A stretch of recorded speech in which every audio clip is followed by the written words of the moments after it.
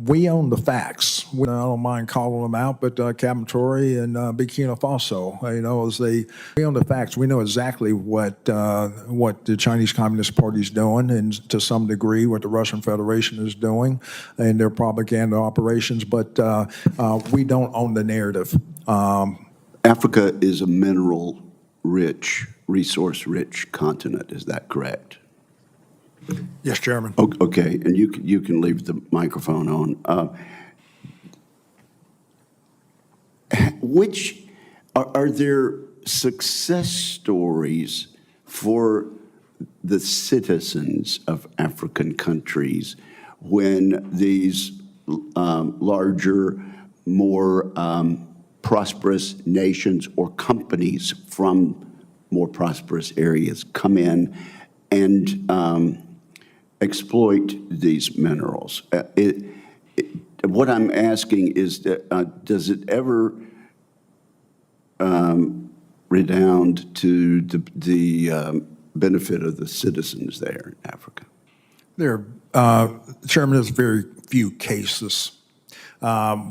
When the Chinese Communist Party is outed on them pulling out raw materials, not benefiting the populations of the host country, they've been trying to come up with ways how they can stay there and process only at the protests of the people of these African countries that host these mineral resources.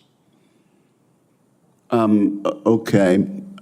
So is there any exception? Can you point to any success story where the people of one country or one or two countries have actually benefited substantially? Not on China's behalf. Okay. Not on China's behalf. Just what happened in Zambia when they had the spillage into the river that services 5 million people. There's just these mining concessions. It just doesn't turn out real well for the African countries. And do the countries that are receiving entreaties from the Belt and Road Initiative, are they more and more mindful of that now and therefore reluctant? Yes, and that's where we need to be able to do information operations to illuminate some of the irregularities and some of the malign type activities of the Chinese in African countries. Information and narratives are power then, aren't they?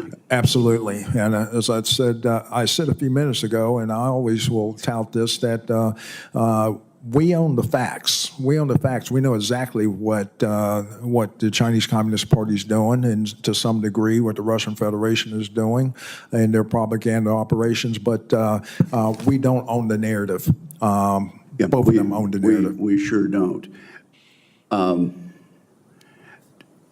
One more thing for you, General Langley. The approach that we have had with USAID and the other things like the President's Initiative on AIDS, how does our U.S. approach compare and contrast to the approach of Russia in Africa and also Communist China in Africa? Oh, Chairman, we've always had the lead. So what you're seeing in those two competitors or challengers, they're following in our wake. They see what works as far as our influence and deepening partnerships through those soft powers, whether it be health diplomacy or whether it be in development type programs. So they're following in our wake, trying to replicate what we do best. And I think the African countries know this, and so this is where, as we start to look at going forward, as State Department starts to reset these programs, looking at what worked and what didn't work, and doubling down on what does work. I think we have enough capital built up in these countries for them to ensure their stabilization and also prosperity. The other two competitors are just trying to replicate what we do best. I can imagine a situation, though, in which the ruling elite of a country is receiving gratuities on the side that inure to the benefit of the strongman leader and not to the populace of the country. Does that sort of corruption and bribery go on with regard to the Belt and Road? Absolutely, Chairman. I see this, and I don't mind calling them out, but Captain Torrey and Burkina Faso, as they know that both, whether it's their gold reserves, that is all those proceeds are just in exchange to protect the junta regime. There's a number of examples across. Even in Sudan, what's going on with the rapid support forces and Burhan of the Sudan forces, when you get down to it, is all about the revenue that can be drawn out of that. And there are nefarious actors in the CCP and sometimes Russia are complicit in those activities.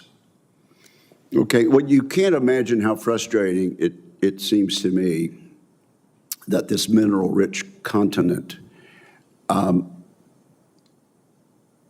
has not been able to move to a utilization of the resources to benefit the people there. After all this time, it's a puzzle that we haven't unwound up.